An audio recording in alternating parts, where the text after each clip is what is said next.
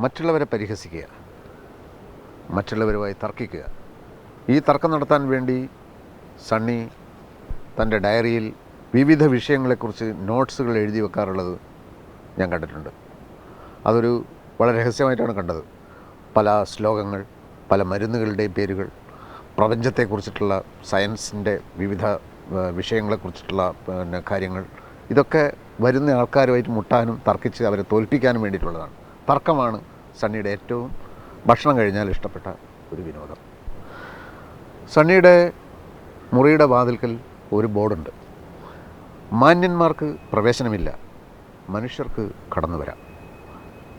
എന്നുവെച്ചാൽ അടുത്തടുത്ത മറ്റു മുറികളിലൊക്കെ മറ്റ് മലയാളികളൊക്കെ താമസിക്കുന്നുണ്ട്. അവരുമായിട്ടൊക്കെ തർക്കിച്ച് അവരുമായിട്ടൊക്കെ ഭയങ്കര ഉടക്കാണ് സണ്ണി.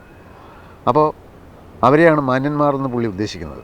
എന്നുവെച്ചാൽ അവർക്കാർക്കും ഇങ്ങോട്ട് പ്രവേശനമില്ല, മനുഷ്യർക്ക് കടന്നു വരാം. ഈ തർക്കിക്കുന്ന ആൾക്കാരും ഇവനോട് അസൂയുള്ള ആൾക്കാരും ഇങ്ങോട്ട് വരണ്ട എന്നുള്ള അവർക്കുള്ള ഒരു ഭീഷണിയായിട്ടാണ് ഈ കുറിപ്പ് എഴുതി. ഞാനതൊരു സിനിമയിൽ, ഏത് സിനിമയാണെന്ന് ഞാൻ മറന്നുപോയി, ഈ വാക്യം ഉപയോഗിച്ചിട്ടുണ്ട്. മാന്യന്മാർക്ക് പ്രവേശനമില്ല, മനുഷ്യർക്ക് കടന്നു വരാം.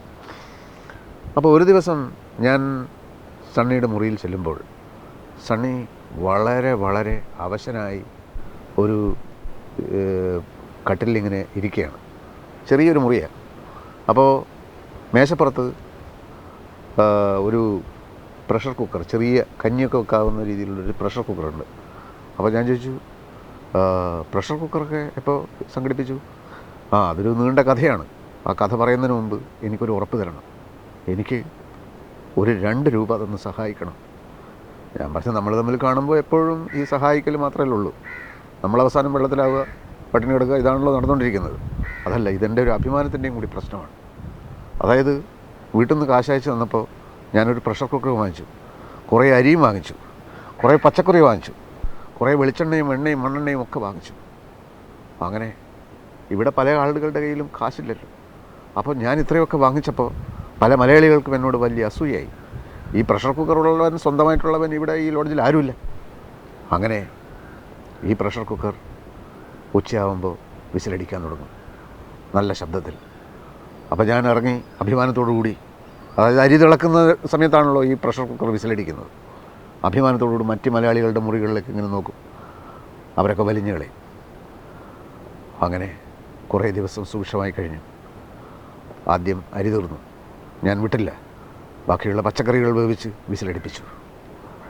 അങ്ങനെ കുറേ കഴിഞ്ഞപ്പോൾ പച്ചക്കറിയും തീർന്നു, ഒരു ഉള്ളി മാത്രം ബാക്കിയായി. ഒരു ഉള്ളിയിട്ട് തിളപ്പിച്ച് ഞാൻ പ്രഷർ കുക്കറിൽ കൊണ്ട് വിസിലടിപ്പിച്ചു.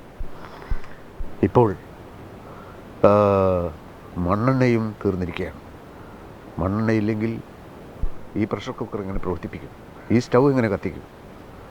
അങ്ങനെ മണ്ണെണ്ണ തീർന്നപ്പോൾ ഞാൻ വാതിലടച്ച് കുറ്റിയിട്ട് സ്വന്തമായി അഭിമാനം സംരക്ഷിക്കാൻ വേണ്ടി എന്നിട്ട് പ്രഷർ കുക്കർ വിസിലടിക്കുന്നത് പോലെ സ്വന്തമായി വിസിലടിക്കാൻ തുടങ്ങി. കാരണം അഭിമാനം സംരക്ഷിക്കണമല്ലോ.